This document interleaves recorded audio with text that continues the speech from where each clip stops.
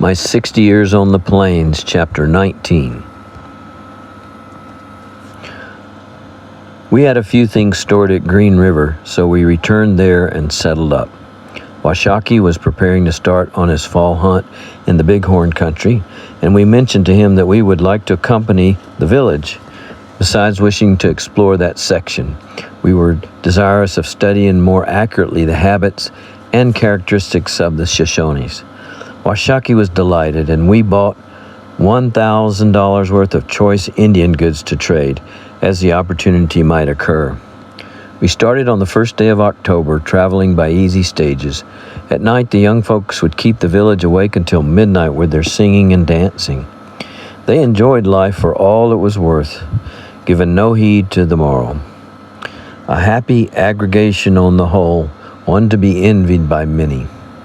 The older members of the camp would hold councils and would speculate on what tribes were most likely to be met with on the journey.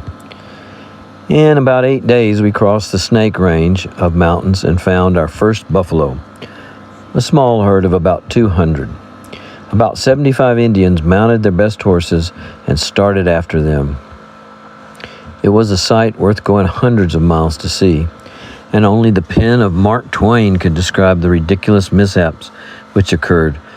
Ponies falling, riders going heels over head, getting up with a yell, remounting, and off again in pursuit of some wounded buffalo.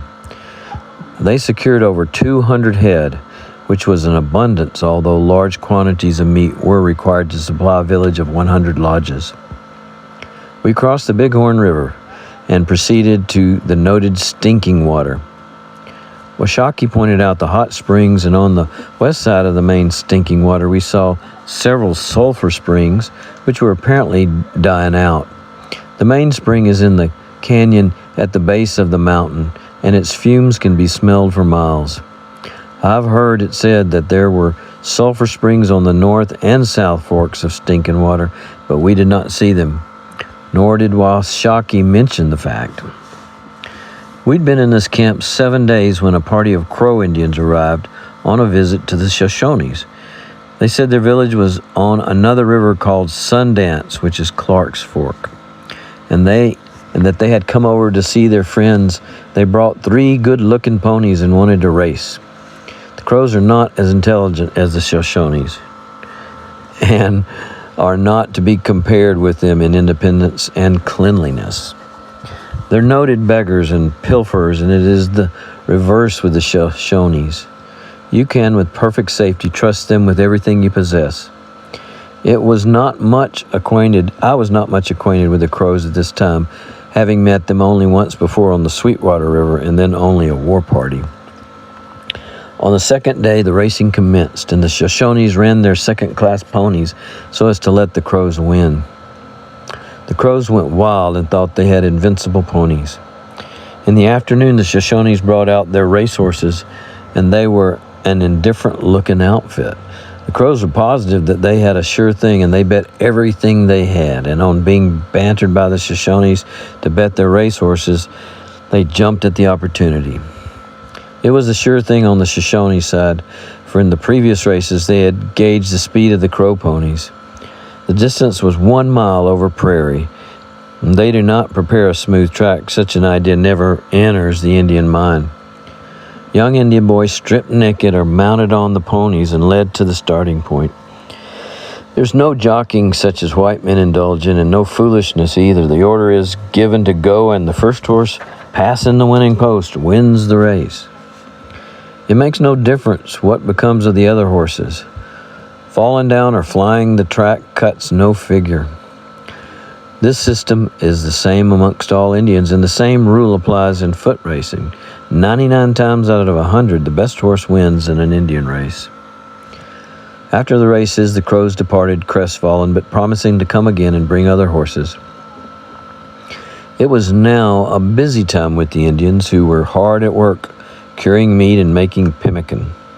We were also busy and caught many beaver, otter, mink, and marten, and killed 6 fine black bears. Buffalo were more plentiful than usual, and Washakie told us that the medicine men gave us the credit for their abundance. We had only one difficulty with war parties, and that of a minor importance. A few Blackfeet stole some of our ponies and drove them into the mountains. A small party started after them one morning, and by 3 o'clock we're back in the village with the ponies and one scalp. In the latter part of November, the Indians having all the meat and robes they required, we started on our return trip to Green River. On the 15th of December, we reached Green River and sold all our furs to traders. We set up our lodge next to Washaki's and had many interesting conversations with him. He had heard of our fight at Rocky Point with the Paiutes and gave us credit for having inflicted the punishment they merited, for they were bad Indians. He thought that they would not soon forget this lesson. We asked Washaki if these Humboldts or Paiutes were not Shoshone Indians, and he answered that they were, but they did not recognize them or any of the Paiutes or Utahs, though they met sometimes and traded. We also asked Washaki if the Shoshone had occupied and claimed this section of the country, and his answer was that they claimed the country to the Elk River, which is the Yellowstone River, and had done so as far back as they and their fathers could recollect. He said the Crows, Flatheads, and Nez Perce hunted upon their land. In fact, it was held by other tribes as neutral ground, claiming the right to hunt thereon. I asked the chief if he had any idea whence sign language originated, and he answered, as many other old Indians have, that he did not know. It was handed down from father to son. Don Alvarez, a Chilean, once told me that the Indians who occupied the base of the Andes Mountains used almost the same signs as the North American Indians. After disposing of our furs, we went south to the Arkansas River. The next 2 years and a half of my life had no bearing on prairie life, and I will pass it over. In 1846, the Mexican War commenced, and almost all the trappers joined General Price's forces. In the spring of 1848, I returned to St. Louis, promising to meet my 4 companions at Green River in the fall. I went home and remained there 6 weeks. Everything had changed. Many of my schoolmates had married and settled down or departed to new pastures. My people were anxious for me to remain and settle down, but after tasting the free life of the prairies, it was now too late. Both of my parents passed away within a year afterwards, and our families scattered to the 4 winds, many of them never to meet again. Westward Ho appeared to take possession of everyone. Rumor spread that gold had been discovered in California, which by the treaty with Mexico now belonged to the United States. Immigrants were moving to Oregon by the hundreds. Salt Lake was being rapidly settled by the Mormons, and the whole country was assuming a new aspect. By the whole country, I mean California, Oregon, and Salt Lake. On the 25th of July, I took steamboat for Council Bluffs, which is very near Omaha, Nebraska, and visited old Sarpy, who had a trading post at a place called Plattsburgh. The old man was anxious to have me remain and do the trading with the Indians who frequently visited there. An Oregon immigrant train came to the post, intending to travel on the north side of the Platte River, crossing the Missouri at Canesville, which was a new Mormon town. The captain wanted to get an experienced man to pilot the train, and I offered to take it as far as Green River and find him someone there to take it over the remainder of the trip. After consulting with his outfit, he offered me $250 and a fine 5-year-old horse, which I accepted. The train consisted of 25 wagons drawn by mules and oxen, and the people had with them a number of milch cows.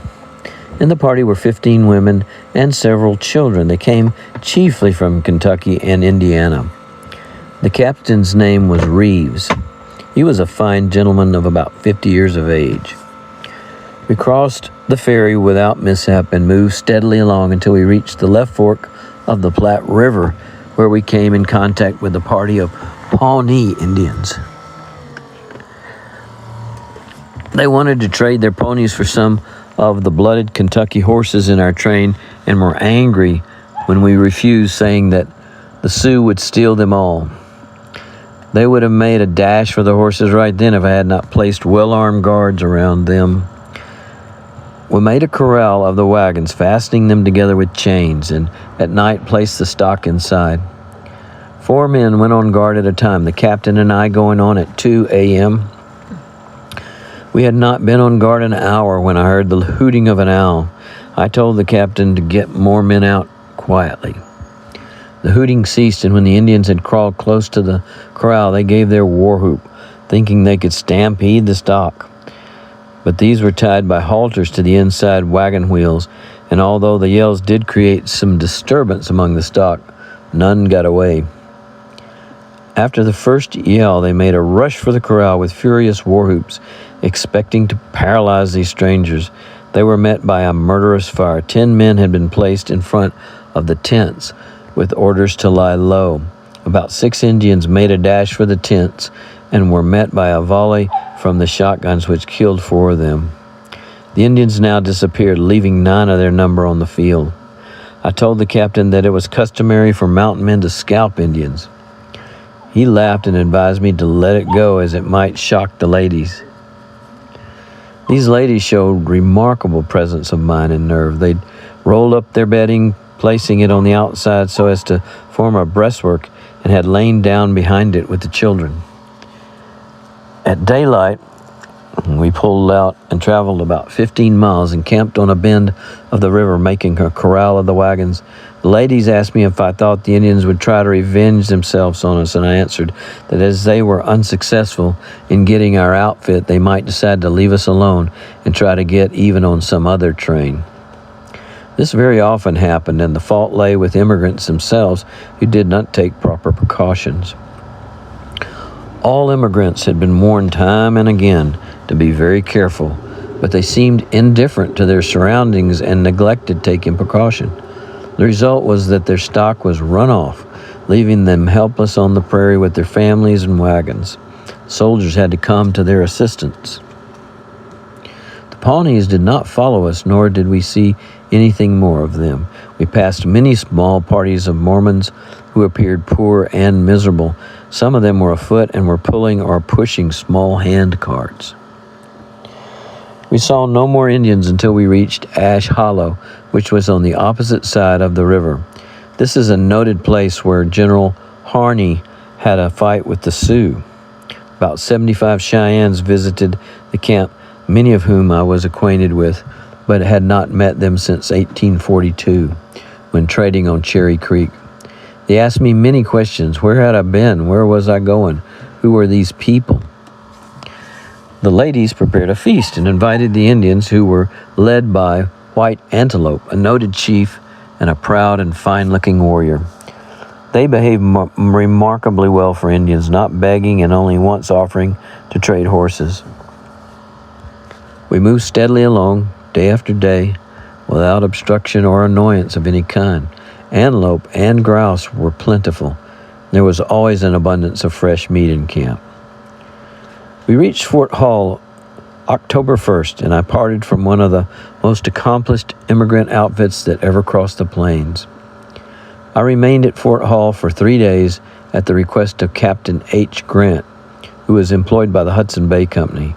He was a tall Highland Scotchman and had been in the employ of the company for 30 years, and his reminiscences of the great Mackenzie and Fraser rivers would fill volumes of most interesting manner. One thing struck me forcibly, and that was the manner in which his company recruited their forces. Every year, their agents in Scotland would get recruits from the Shetland and Orkney Islands, who would sign agreements to serve the company for from 3 to 5 years at £25 a year, and to live on what the country produced. On their arrival in Canada, the men were induced to take upon themselves a wife, an Indian woman.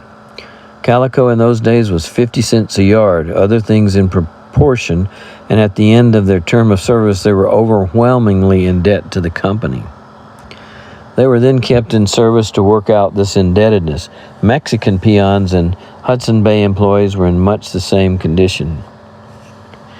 The Northwestern Fur Company differed very little from the Hudson Bay Company in the treatment of its employees.